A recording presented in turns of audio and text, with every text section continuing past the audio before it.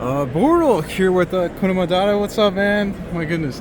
And we have here top 32 consistent. Please introduce yourself to the world, man. Hi, my name is Nathaniel Christmas. You can call me Nathan. I did top 32, and I did it with one of my favorite decks of all time. I'll just let the field center talk. Heroes. Heroes? My goodness. And I was busting up to have them ask me for a deck profile, so here we go. I'm gonna just get right back into it. Okay, well, before we start, any shout outs? I would like to shout out my family, especially my little sister Jasmine. I actually had a lot of self-doubt about coming to this event, but she told me, she was like, you've been thinking about it and you have a lot of fun, so you should just go. And I literally booked the flight 2 days before the event, and here we are. There you go. And then also my friend Travell, he pushes me to play this deck and to do my best, and he's always there in my corner. And then also Team Leon, you may have seen them at YESSS Vegas. Those are the guys I usually play with. And then my family and my girlfriend for always believing in me. Nice. Well, without further ado, please show us the Hero Goo. All right, so here we go. So this is pretty standard. We got the triple Stratos. My goodness. And then we also have the liquid. And this is a little controversial, but we got the Shadow Mist. I only play one because it is me kind of respecting cash, because you don't want to open it against cash. And also, I wasn't going to turn 3 as much, and when I didn't really miss the Shadow Mist search, because I usually have a crackback with Denier, Cross Crusader, and also something else in my extra deck I'm gonna show. So I was just like, you know what, let's just do one, because I want to play more utility cards. And I also play 45 cards. And you'll see why. Like, I play a lot more utility cards than normal, but the 45 gives me that space. So there's the Shadow Mist. 2's not bad though. And then we also got the Neos. You gotta play the Neos. Alright, so this is usually played in Neos only decks, but I play the Crosskeeper.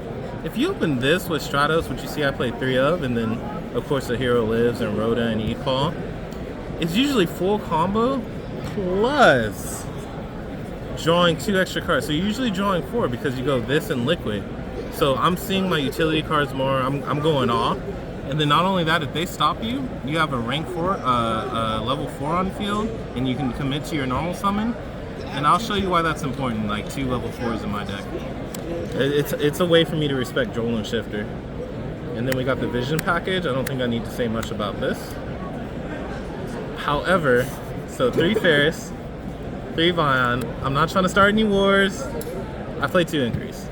I feel like at a really big event, we gotta lower our chances of just not being able to combo. When I combo, I want to combo. I got tired of drawing the 1. I would go to regionals and I used to play 1 for the longest and just draw the 1 and just not be able to combo. And I'm like, you know what? Nah, let's try to. And especially since I play 45, so I was like, yeah, let's try to combo as much as I can. And ironically, I never drew both, and I was always able to resolve Ferris, unless they had a hand trap or something. So it worked out, I think. We got the Destiny line, Double Mally, Dark Angel Plasma, and then also Denier. And that wraps that up for monsters. And now for spells, triple Fusion Destiny. Now I know a lot of people are like cutting this card. However, like I said, I try to want to be as consistent as possible. This is a 1-card starter. 1-card starters in this game are broken, and a lot of people, they're so good, people build decks around it. So I'm like, I would love to have a 1-card starter that equals DP Plasma. Sign me up. So I'm playing 3, and it can, technically it can clunk with the whole new combo line of Favorite Contact. However, just do it after. That's my whole mindset when it comes to that. And then if they stop that line, then you have Fusion Destiny follow up. So I think this card's really strong, and I like it at 3. I play the Foolish. I don't like playing it against cash, and that usually gets sided out. However, I thought it was worth it because 1, I wanted to keep my starter count a certain number, and this is a pseudo starter. And 2, me playing this with Rhoda means I'm playing 3 Crosskeeper without having to commit to 3. So, because, like I said, I don't want to play multiple cards, I can only do once per turn. So, there's that. The E-Call. Just 1. I wanted 17 starters in the deck. This was the 17th starter. So, I would play more, but I feel like I didn't need it. I like 17. Miracle Fusion Poly. Pretty standard. I don't think I have to explain that. And then my favorite card of the deck, a hero lives. And I hope I was able to live on stream for y'all. So there we go. In the main deck, I only play 2. I wanted to look, like I said, I don't like seeing 2 of these going first or going second. So I was like, you know what, taking from the GOAT format, if you don't want to see a card too much, but you want to see it enough, choose the number. This card is insane. I'm only playing 1. But with Bishals in the format, like, and then hand traps, I'm like, this card is too good.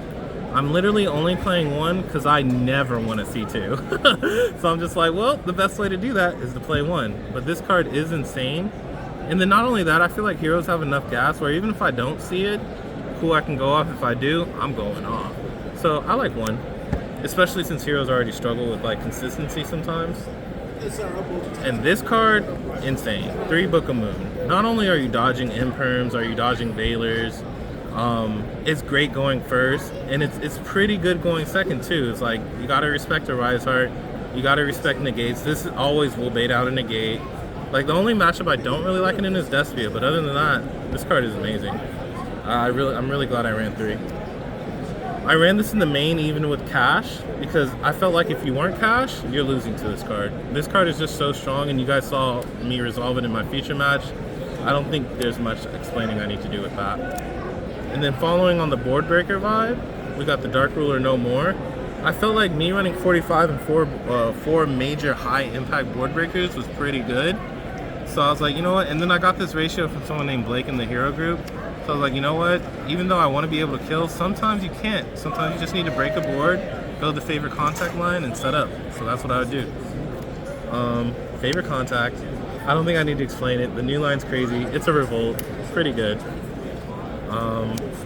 Alright, so I main these in the main deck because I actually play Ellic sometimes. Like, I do play stun deck sometimes. I mainly play hero. But what I learned from playing my time playing Ellic, there are certain floodgates in the game you can go second with, because that's how Lab breaks boards sometimes too. They just open multiple floodgates, or they open a way to negate and floodgate. So I main 2 Rivalry and 2 Gojin. This is good against Vanquish Cash.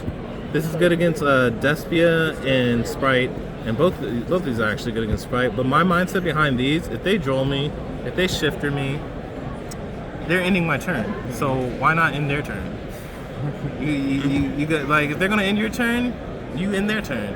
And that's what I feel like heroes need to do. So I main these, and like I said, since I'm playing stuff like Droplet Book, you can play these going second and bait out a negate, and then flip this and you're breaking the board because they're locking the board. So I think these cards are insane, and I'm glad I got to play it. What's the main deck count? The main deck count is actually 45. Okay. So heroes have a problem because their engine's so big of fitting utility cards, and then also drawing bricks when they shouldn't. So I felt like a good way to fix that problem is 45, because not only do I get more space, I don't see it as much. Now I know technically I do see Hero Lives and Fusion Destiny less, but I feel like with this deck it's so fluid to where you just got to make those trades sometimes. But don't get me wrong, I was playing 40 for a while, and I like that too because you do see the power cards more. But for this big event, I felt like I wanted to try 45, and I think it did pretty decent. So, all right, and then still in the main deck, we got the Shining Neos Wingman. Pretty self-explanatory. That's your revolt target. You know, pop cards on the field, and then it's time to wake up, be a hero. This card's insane. Combo piece and OTK machine. Sunrise, very crucial part of your combo as well. We got the Inferno Rage Flame Wingman. He's part of the combo line. Searches the contact, gets you to the miracle. He's insane. And as you guys saw in the feature match, Mr. Absolute Zero, he's not going anywhere. This card's insane. So that's it for as far as like Miracle Fusion targets and stuff go. And then we have the Mass line. We have the 1 Mass Hero Blast. This card is really good against back row decks, and not only that, a lot of people do like the Imperm Strato, so let's make it an egg and you still get to go off. So Blast is good. And then we have the double Dark Law.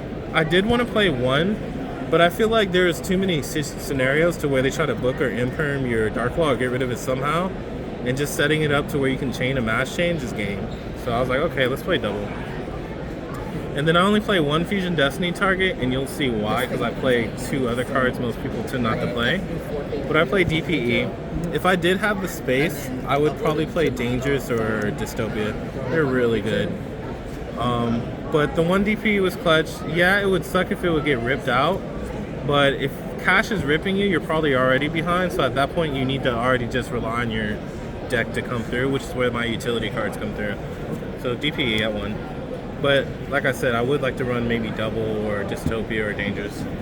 Then Infernal Divisor. Yeah, unfortunately, I didn't want to play him because this would have been a Destiny, but you need him. Searching that Neos is too good.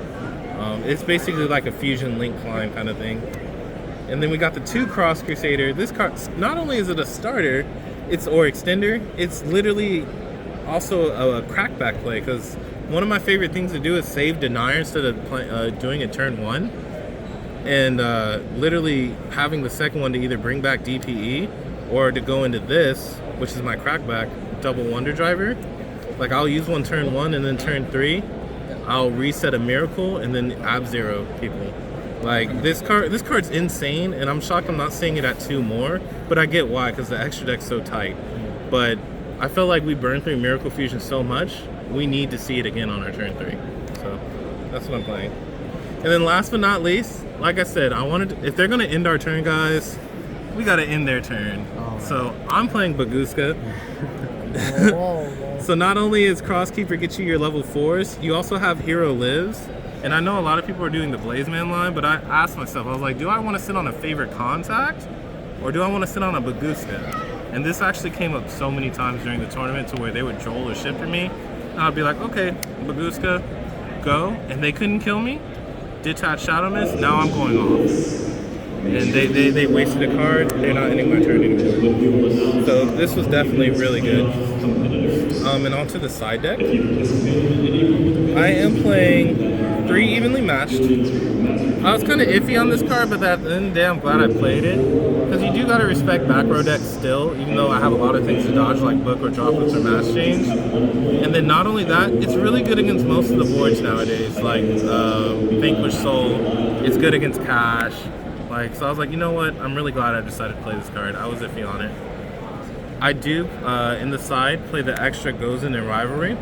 These cards are just really strong, and Hero can play both. A lot of people argue, well, hey, this interferes with the line or your Stratos plays, and you can get stuck there. However, it's like, in my opinion, it's like Vanity's Emptiness, how that card used to be played. You want to hurt them more than it's hurting you, and usually it hurts them more. So that's why I decided to play it. And then I do play the 3rd Mass Change. This card's insane going first. So yeah, I want to see it going first, but going second is questionable, so it's in the side deck. I do play the 3rd Droplets. Like I said, if you're not cash, that's usually going in, because all Hero needs are high impact cards going second. And hand traps are good too. I do play hand traps, just not in the main. The call by in the side, so I do respect Joel and Shifter, but because I did main the Baguska, I felt like I didn't need to play this in the main. And I felt like this card is kind of mid right now, going second. So I really wanted to maximize playing cards that are good going second and first, even though a lot of people think Floodgates aren't good going second. Sometimes they really are, especially against Sprite boards if you can bait the negate. So I was like, okay, let's put it in the side, and it worked out. Hitting Joels and Shifters are always good. Now, I did want to play more of this card, because this card's insane in Heroes going second, but the whole brick philosophy, I don't see 2 in my hand if I don't play 2. So I'm only playing 1, but this card is insane.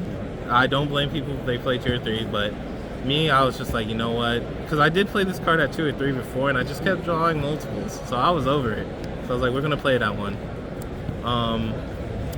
This was a last minute add-in, because I was trying to stay away from hand traps so I can high impact, but I had to tell myself, you know what? This card is high impact. It's a hand trap, but it's high impact, and you guys saw in the feature, it's just so good against certain decks. Especially like Cash, the Runic for higher, Dragon Link, which I was scared of. Thankfully I didn't play any though, so that's kind of cool. I did play like Despia though in Vanadium, which ran Bistles, but no Dragon Link, so I think I dodged a bullet there.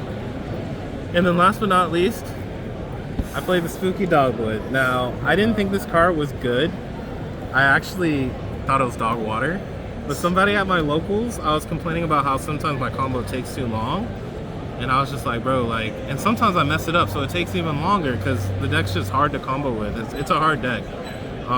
So he's like, why don't you play Spooky Dogwood? And I was like, that card sucks. It doesn't get you any real advantage. But he talked me into it because he told me, he was like, hey, wait a second. One, if you draw it, you're not dying that turn. And remember, I was scared of Dragon Link, and I was like, Dragon Link hates this card. So I was like, okay. And then two, it gives myself a time to win, a chance to win in time if it does get to that situation. Ironically, I didn't go to time to where this card came through, but there were situations where the clock was thinning down, and I was like, I'm glad I'm playing this card. And not only that, another application I actually used during the National is, remember how I said earlier, like, you just want to survive against the shifters and Joels? There was a time against Cash where I actually did this, and I was able to basically survive off the life point gain and then crack his board. So this card really makes it to where you can survive that turn and crack. The only downside is if you don't have a strong crackback, it's not that good, and it could have been another card. But most of the other times, this card says you can't die, and I like it. And also it's an absolute zero target. So that actually came up to where I would miracle for it. And it makes it zero. Hey, well, thank you for the beautiful explanation, man. Congrats on your top 32 and this nice prize card. And yeah, until next time, everyone. Thank you.